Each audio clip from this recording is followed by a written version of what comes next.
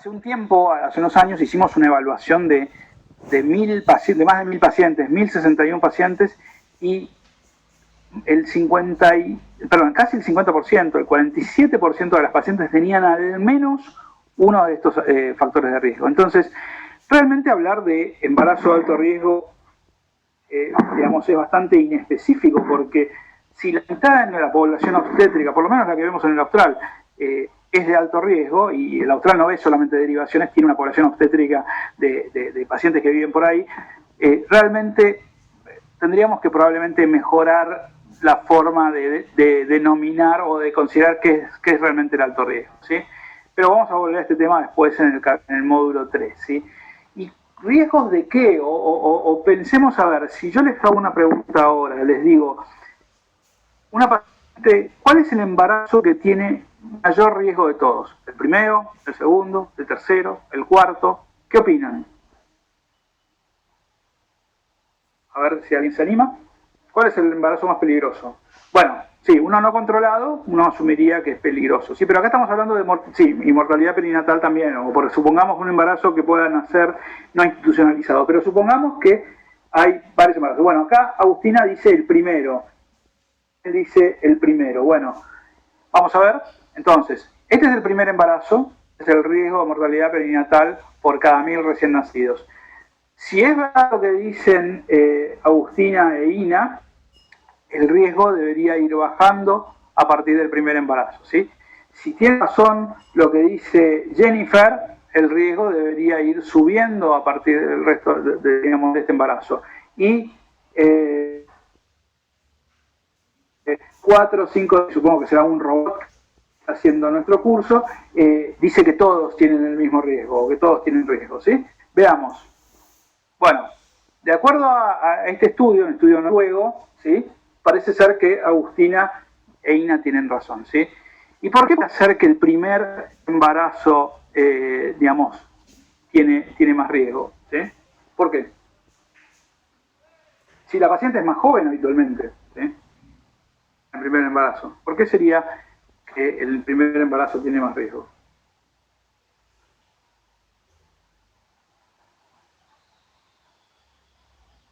¿Nadie se anima? Bueno, porque podemos hacer menos prevención. No, esa es buena, porque, a ver, nos faltan datos, ¿sí? Sobre cómo o sea, ahí no tenemos los antecedentes obstétricos, por ejemplo. Quizás porque los demás embarazos cuentan más con el background de la paciente, bien, porque no tienen antecedentes, no contamos con información previa. Bueno, sí, eso tiene peso. De hecho, si miramos, fíjense lo que pasa. Hay una combinación de lo que dijeron, digamos, todos, porque el primer embarazo es el más el embarazo de menor riesgo es el segundo, no el primero. Esperen que voy a ir acá porque esto está por alguna razón dibujando en la pantalla. A ver, borrar todos los dibujos y sacar acá. Bien. Y después empieza a volver a subir. Entonces, ¿cuál es la explicación de esto? Es la siguiente. Acá la máquina, la mujer, no está probada, ¿sí? Y muchas, de hecho, les va a ir tan mal en el primer embarazo que no van a tener un segundo embarazo. Entonces, esta muestra, esta población, es distinta que esta. Porque acá están todas las que tienen un primer embarazo, están las que sobrevivieron a un primer embarazo y además quisieron tener un segundo, y lograron tener un segundo. Es decir, que no les pasó nada tan grave en el primero para tener un segundo, ¿sí? Entonces, acá están todas las que se quedan embarazadas. Acá están las que se quedaron embarazadas, en general satisfactoriamente, y algunas que tuvieron algunas complicaciones, pero algunas no están, ¿sí? Entonces, acá la máquina no está probada. Acá la máquina está probada en la mayoría de los casos y funciona. ¿Y por qué después empieza a aumentar de vuelta el riesgo? Los escucho. Exacto, por la edad. Acá la máquina está probada, pero se va poniendo vieja la máquina, ¿sí? Entonces, si de hecho lo ajustamos por edad, fíjense que por edad el efecto es un poquito menor. Si lo ajustamos por edad, hay un efecto de esto que está explicado, porque obviamente el cuarto embarazo la paciente es mucho menos probable que tenga 22 años, ¿sí? Es más probable que tenga 30 y pico, pero fíjense que si aún si lo ajustamos por la edad, sube el riesgo, ¿sí? Entonces, así es como se maneja el tema del riesgo del embarazo. Y si miramos a la madre, ¿riesgo de qué? Bueno, riesgo de complicaciones hipertensivas, la más importante es la preeclampsia, sí, la eclampsia. Parto prematuro, que es un riesgo no tanto para la madre, sino que es un parto mayormente para el feto, ¿sí? Recuerda que la preeclampsia o los trastornos hipertensivos son la segunda causa de mortalidad materna, el parto prematuro es la primera causa de mortalidad perinatal, distocia, ¿sí? Que pueda producir trauma. Después, bueno, complicaciones de algunas enfermedades preexistentes que puedan complicarse con el embarazo, como la diabetes, enfermedades autoinmunes, hipertensión crónica e incluso, bueno, hacerse un aborto en situaciones no seguras. Y para esto hay que tener, como dijimos, bastante digamos, en cuenta la edad. Y la edad de nuestra población va a depender de la estructura poblacional del país, ¿sí? Entonces, si miramos, por ejemplo, Filipinas, fíjense que en Filipinas la mayoría de la gente, la mayoría de las mujeres son jóvenes, ¿sí? Es decir, que tenemos la mayoría de las pacientes en edad reproductiva, que es esto de acá, van a ser en general entre 15 y 29 años, ¿sí? Y después hay algunas pocas que son mayores a 30 años. Ahora, si te vas a Italia, la mayoría van a tener más de 35 años. Entonces, si tenemos en cuenta que, y ahora después lo vamos a ver, el efecto que tiene la edad sobre los resultados reproductivos, no es lo mismo que trabajes en un país en vías de desarrollo, ¿sí? Como Filipinas, a que trabaje, donde la mayoría de las embarazadas van a ser jóvenes, y se supone que sanas, pero quizás tengas menos recursos para tratar los embarazos, que en Italia, donde vas a tener muchos recursos, pero la mayoría de las pacientes van a tener una edad mayor, ¿sí? ¿Cómo estamos en Argentina? Estamos en un lugar medio intermedio, más parecido a Filipinas que a Italia, pero fíjense que esta pirámide que es en Filipinas y esta especie como de rombo en Italia, bueno, en Argentina se está convirtiendo de una pirámide que cada vez está haciendo más estrecha, entonces todavía la mayoría de las mujeres en edad reproductiva están por debajo de 30, ¿sí? Pero fíjense cómo se va achicando toda la base de la pirámide, o sea que lo esperable es que en los próximos años, y esto es de 2010, porque lamentablemente por la pandemia no hubo un censo en el 2020, como debería haber habido, digamos, en los próximos años esto se va a convertir en algo más así, ¿sí? Entonces cada vez vamos a tener embarazadas de mayor edad, ¿sí? 25% de la población femenina está en edad fértil en Argentina, ¿sí? 1 de cada 4 mujeres está en edad fértil. Más o menos 3 a 4% están en todo momento embarazadas. En todo momento hay un 3 o 4% de pacientes que están embarazadas, que son 800.000 embarazos anuales, que producen 750.000 nacimientos. Más o menos 40% son mayores a 35 años y 20% tienen menos de 20 años, ¿sí? Es decir, que hay más mayores de 35 años que menores de 20 años. Y en eso nos parecemos más a Italia que a Filipinas. Y si miramos qué ha pasado con la natalidad en los últimos años, ha ido bajando, ¿sí? Tiene que ver con elecciones en general de estilo de vida y profesionales de las mujeres que han tenido cada vez menos hijos y más tarde. Y si miramos a nivel de lo que pasa en el mundo, ¿sí? Esto es en Escocia, fíjense cómo entre fines de los años 80 y principios del 2000, ¿sí? Se ha movido la distribución y la media, ¿sí? De edad materna, ¿sí? Se ha corrido hacia la derecha. Esto es edad materna media en Estados Unidos y en los años 70 eran 21 años, en el 2006 es 25 años y sigue subiendo, por todo lo que dijimos, postergación de la maternidad.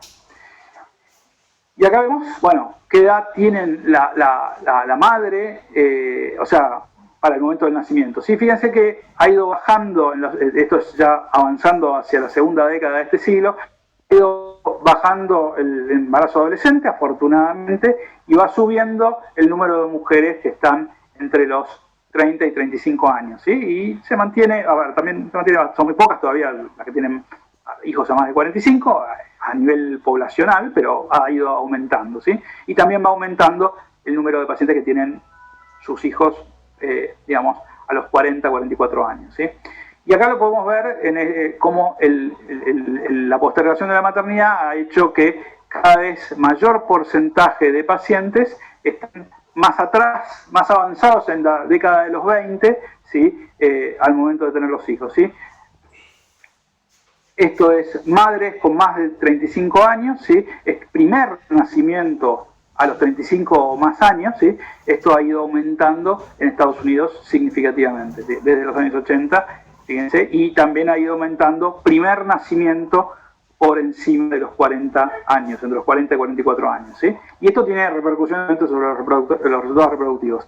¿Qué pasa con los padres? Los padres en general acompañan esto, ¿sí? Va bajando el número de padres, esto no me acuerdo, bueno, cuál es el rango, sí, 20 a 24, ¿sí? Y cada vez, bueno, los padres van aumentando, los padres que tienen más de 40 años, ¿sí? Y la pregunta es, ¿qué tan tarde es tarde para reproducirse? ¿Sí? Como se pregunta esta etapa de New Yorker, ¿sí? Que es, ¿is she just too old for this? O sea, ¿es demasiado vieja esta señora para quedarse embarazada? Bueno, miremos los resultados perinatales, ¿sí? Bueno, vamos a ver que algunas cosas, como por ejemplo, esto es el riesgo de tener un bebé de bajo peso, tiene una distribución en U. Si yo tengo un embarazo adolescente, tengo mucho riesgo de tener un hijo de bajo peso, va bajando hasta el momento óptimo de reproducirse, que aparentemente es entre yo diría, entre los 25 y los 35 años, ¿sí? Y después empieza a subir de vuelta bastante. En cambio, otras cosas como la preeclampsia, fíjense, es un poquito más alto en el embarazo adolescente, pero sobre todo aumenta exponencialmente desde los 30 años en adelante, ¿sí? Con respecto a otros problemas claramente relacionados con la edad materna, es el riesgo de aborto, ¿sí? Que está relacionado sobre todo con cromosomopatía, ¿sí? A pesar de que lo que la gente a veces cree, y algunos médicos a veces creen, fíjense que el aumento es exponencial después de los 30 años, y otras cosas como por ejemplo tener un bebé macrosómico es paralelo a el riesgo de tener diabetes gestacional y tiene que ver con el aumento de peso, sobre todo que uno va ganando a lo largo de los años, fíjense que va subiendo continuamente, digamos, hasta los 55 años. De esto vamos a hablar con más detalle en algunos módulos. Pero si miramos mortalidad materna según algunos rangos de edad y tomamos como parámetro comparativo los resultados entre los 30 y los 34 años, y acá tenemos los odds ratios, ¿sí? Fíjense que, bueno, sí, tener un bebé entre los 15 y los 19 años te aumenta 3 veces el riesgo de morirte, ¿sí? Como resultado de ese embarazo. Ahora, de hecho, es más peligroso tener un embarazo entre los 15 y los 19 años que tenerlo entre los 35 y los 39, los 40 y 44. Pero después la mortalidad pega un salto enorme arriba de los 45. Fíjense que es más de 10 veces el riesgo de muerte materna si yo tengo un embarazo arriba de los 45 años, ¿sí? Y si miramos complicaciones obstétricas arriba de los 35 años, tomando como grupo de referencia los resultados a los 30 o 34 años, acá tenemos entre los 35 y los 39 aumenta un 20% el riesgo de hipertensión gestacional, un 60% el riesgo entre los 40 y los 44 y 2 veces más arriba de los 45. Algo similar pasa con la diabetes gestacional, 40%, 90%, más de 2 veces y media, ¿sí? Después, con respecto al riesgo de parto debajo de las 32 semanas, también va aumentando, sí, es casi 2 veces arriba de los 45 años, y lo mismo con respecto a muerte perinatal, ¿sí? O sea que todas estas complicaciones van empeorando de a lustros en la edad en la que uno tiene los hijos, ¿sí? ¿Y qué pasa cuando tenés un embarazo en la sexta década de la vida? ¿Sí? Bueno, hay algunos estudios que han evaluado esto, no tienen números muy grandes, ¿sí? En total, sumando todos estos en esta revisión, son 222. Obviamente que acá hay un efecto que no se puede soslayar, es que si vos tenés un embarazo en la sexta década de la vida, es decir, entre los 50 y los 59 años, muchos de esos embarazos van a ser embarazos por fertilización asistida y van a ser multifetales, ¿sí? Entonces, fíjense que el 30% son multifetales, es decir, gemelares o triples, ¿sí? El riesgo de diabetes mellitus es, por lo menos, 1 de cada 4 tiene diabetes gestacional. El riesgo de hipertensión es 1/3 de los pacientes en el embarazo van a tener hipertensión gestacional, ¿sí? Y el riesgo de preeclampsia es casi un 20%, que es 10 veces más que el riesgo de la población general, ¿sí? O sea que, fíjense qué complicado que es manejar un embarazo de eso, ¿sí? ¿Y hay alguna relación entre la edad materna y el riesgo de muerte intrauterina? ¿Sí? Bueno, si acá miramos la edad es el riesgo de morir, y acá en cada una de estas líneas vemos la edad de las madres. Entonces, parece ir bastante paralelo. Fíjense que a partir de las 33 semanas en mayores de 40 años empieza a estar el riesgo de que el feto se muera, y después se dispara 38 semanas, ¿sí? Incluso arriba de los 25, entre los 35 y los 39, después de las 37 también se separa y empieza a aumentar. Entonces, deberíamos hacer que nazcan electivamente, pongamos a las 36 semanas o a las 7 semanas los bebés de mujeres mayores a 40 años, y también y arriba de las 38 semanas, supongamos, los que tienen arriba de 35, entre 35 y 39. Bueno, después vamos a ver algunas cosas al respecto. Pero evidentemente nuestro cuerpo, nuestros genes, piensan que todavía estamos en la sabana africana, ¿sí? En la sabana africana no era un problema tener un hijo arriba de los 35 años o arriba de los 40 años, porque nadie sobrevivía 35 años o 40, muy poca gente sobrevivía. O sea, de hecho, en el reino animal, sumamos en los mamíferos, la menopausia es algo raro. Solamente muy pocos animales tienen menopausia. Es decir, para un animal, digamos, evolutivamente, poblacionalmente, su objetivo es reproducirse, ¿sí? Entonces, una vez que ya no se puede reproducir, sobra, no nos sirve para nada. Entonces, nuestro cuerpo, que no sabe, y nuestro genoma, que no sabe que vivimos en ciudades con rascacielos y internet, ha privilegiado el tema de, digamos, que los bebés no nazcan prematuros, más que porque, digamos, nacer prematuro en la sabana africana era muerte segura, no había neonatologías, con respecto a los riesgos de tener buenos resultados perinatales a una edad materna muy alta, ¿sí? De hecho, uno se podría preguntar por qué es tan difícil y doloroso el parto humano comparado con el de los restos de los mamíferos, ¿sí? ¿Qué ventaja evolutiva tiene tener una pelvis tan justa? Si la comparamos con la de nuestros primos, los simios antropoides, fíjense que esto es los bonobos, estos son los chimpancés y estos son los gorilas. Fíjense que fácil pasa la cabeza por la pelvis de estos antropoides, ¿sí? Es en el humano, ¿sí? Bueno, sí, nos creció la cabeza, en los últimos millones de años, pero la pelvis no acompañó, ¿sí? ¿Y por qué entonces no evolucionamos y no cambió la pelvis? Bueno, porque, digamos, evolutivamente es mejor tener una pelvis chica y menos parto prematuro, pero parto más peligroso y más doloroso, ¿sí? Sobre todo para la madre, fíjense lo que era la mortalidad materna en la Edad Media, ¿sí? A que los chicos nazcan prematuros y se mueran todos, ¿sí? Cuando no había, neonatología. Entonces, tener un canal del parto ajustado es bueno para el embarazo porque reduce el riesgo de parto prematuro, pero es malo para el nacimiento, ¿sí? Hace que, digamos, fíjense que el resto de los mamíferos no tienen parteras, no tienen obstetras, nacen solos los chicos, no hay asistencia del parto. Nosotros somos el único animal que asiste el parto, ¿sí? Entonces, ¿por qué? Porque el parto es difícil. ¿Y por qué el parto es difícil? Porque evolutivamente nuestra especie ha decidido que el parto sea difícil a expensas de que no haya tanto parto prematuro. Aún así, 10% de los nacimientos son prematuros. Pero hoy en día tenemos algo para darles, ¿sí? Entonces, ¿cuál sería la solución de esto? ¿Qué hemos inventado? Bueno, para que no se nos muera la madre y el chico, hacer una cesárea, ¿sí? Entonces, con eso, pero ¿cuál es el problema de hacer muchas cesáreas? Que las pacientes que tienen pelvis estrecha, probablemente esa pelvis estrecha esté codificada genéticamente. Entonces, sus hijas van a tener pelvis estrecha.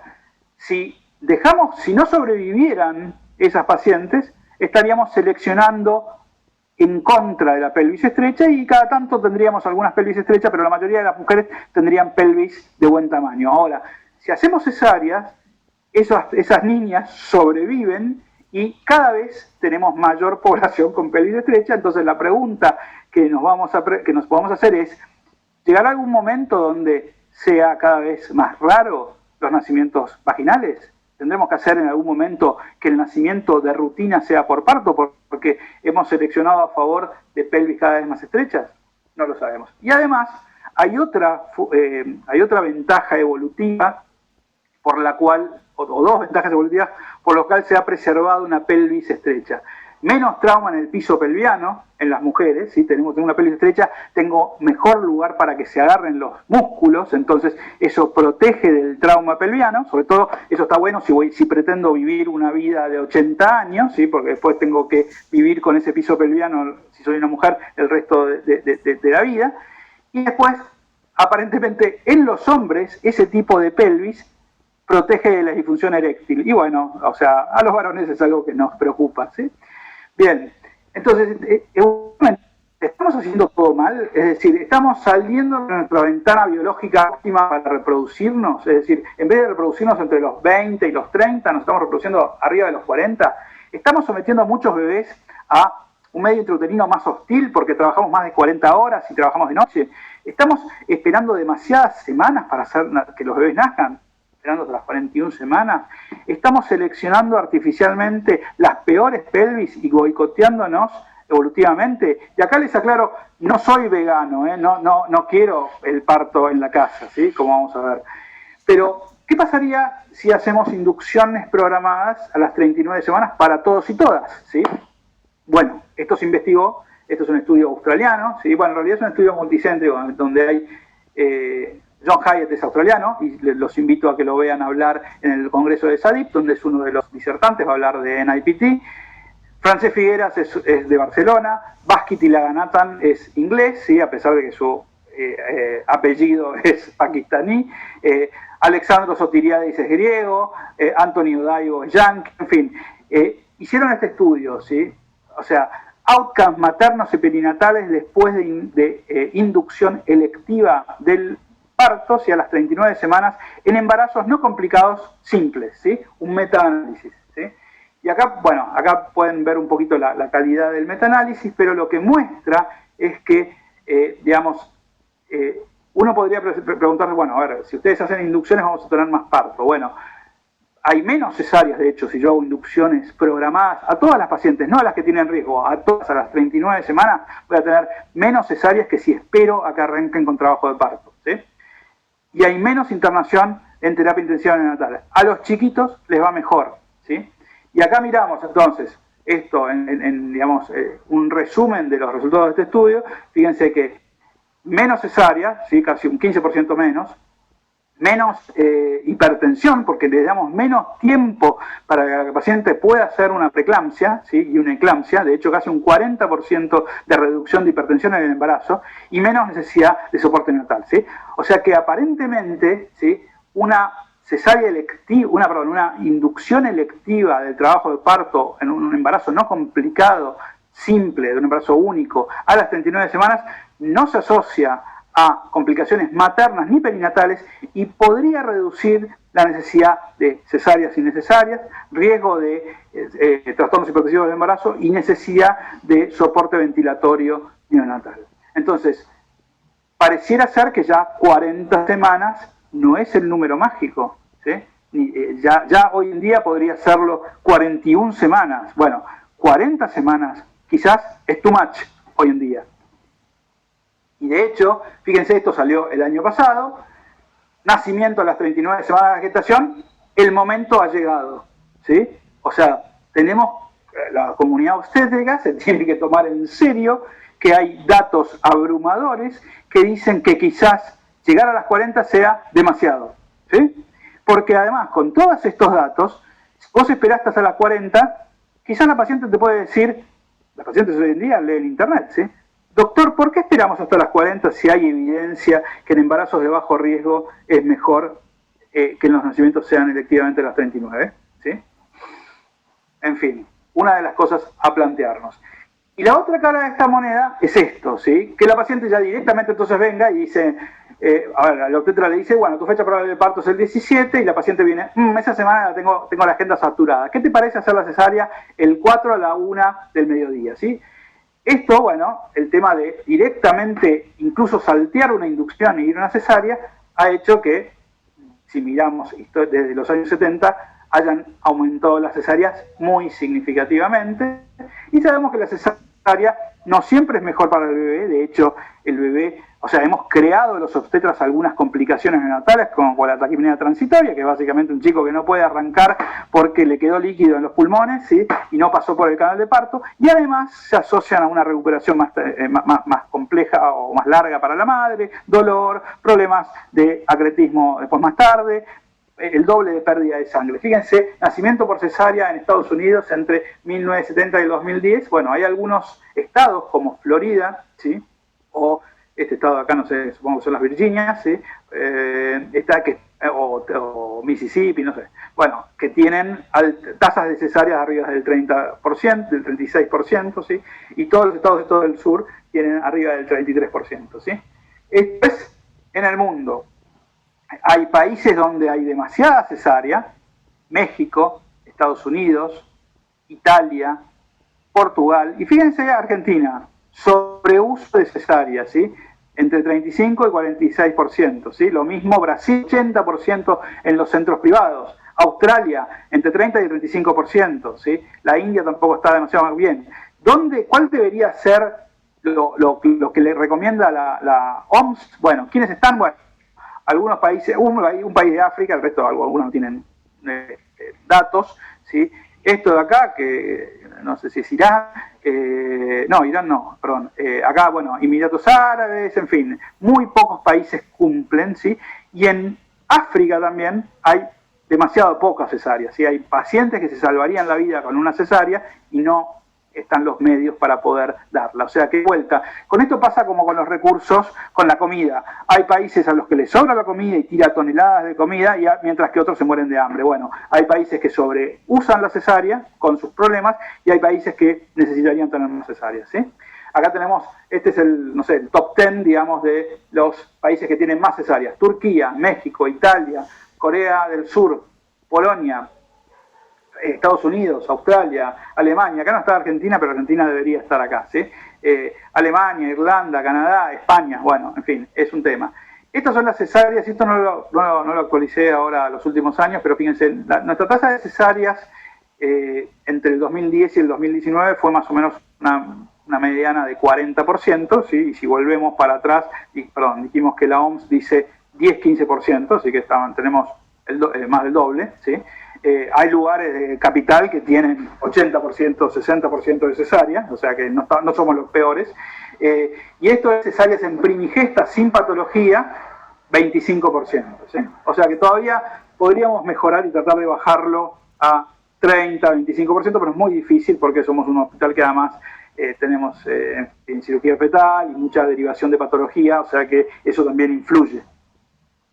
Y uno de los principales problemas es ¿sí? A medida que vamos sumando cesáreas, seguimos sumando trastornos adherenciales placentarios, ¿sí? Fíjense, riesgo de acretismo de acuerdo al número de cesáreas previas, ¿sí? Con una cesárea es 3%, ¿sí? Con 3 cesáreas es 40%, con 5 cesáreas es 70%, ¿sí?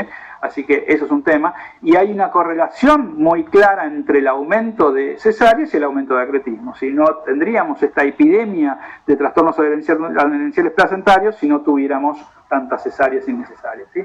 Y si ustedes querían un embarazo de alto riesgo, les presento trasplante de útero. ¿Trasplante de útero? Sí, bueno, los primeros casos se hicieron en algunos países no muy desarrollados, sí, Arabia Saudita. Bueno, Arabia Saudita es desarrollado, pero por ahí no tiene tanta producción de ciencia. Hicieron un caso donde básicamente, ¿a quién le voy a querer hacer un trasplante de útero? Bueno, pacientes que tienen en general enfermedades congénitas como el síndrome de Rokitansky-Kuster-Hauser, que es la genesia de útero, ¿sí?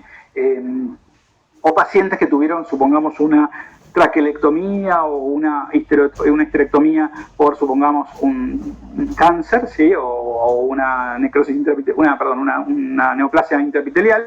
Bueno, en este caso era 46 años la donante, 26 años la receptora, se hizo una histerectomía por hemorragia obstétrica, se removió por necrosis el útero de los 3 meses, no funcionó. Turquía, el segundo caso, 11 años después, donante de 23 años, que tenía muerte cerebral, una receptora que tenía 21 años y tenía un Rokitansky-Kuster-Hauser, ¿sí? y no funcionó. Y después los que hicieron bien las cosas fueron los suecos. Empezaron primero a trabajar con modelos animales, vieron que funcionaron y se pasaron a los humanos. Y bueno, esto hace unos años tenían 9 casos, ahora deben tener más, 4 embarazos, ¿sí? Entonces, ¿cómo funciona? Es un trasplante temporal. Básicamente lo que se hace es se le trasplanta a la paciente el útero